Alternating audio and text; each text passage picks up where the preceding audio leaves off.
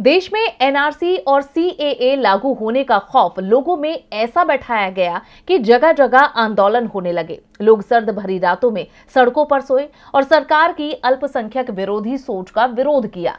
लेकिन अब सरकार ने कहा है कि एनआरसी लागू करने पर उसका अभी कोई विचार नहीं है।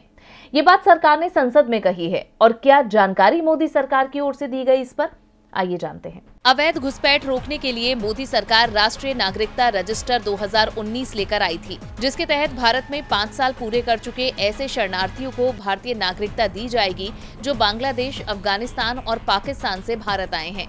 इन देशों में हिंदू, बौद्ध, जैन, सिख, पारसी और ईसाई धर्म के लोग अल्पसंख्यक हैं। जब ये कानून लाया गया तो इसका विरोध इस बात को लेकर हुआ कि इसमें मुस्लिमों को क्यों नहीं जोड़ा गया। अब सवाल ये पूछा जा रहा है कि देश में एनआरसी लागू होगी या नहीं।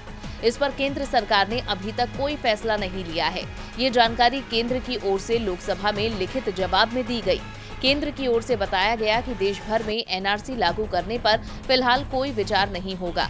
इसके अलावा शीतकालीन सत्र के दौरान गृह मंत्रालय ने नागरिकता संशोधन अधिनियम पर पूछे गए एक सवाल का जवाब देते हुए कहा कि सीएए को 12 दिसंबर 2019 में अधिसूचित किया गया था और 10 जनवरी 2020 को ये लागू हुआ था, लेकिन इसके नियमों को बनने में अभी वक्त लगेगा और इनका अधिसूचित होना अभी बाकी है।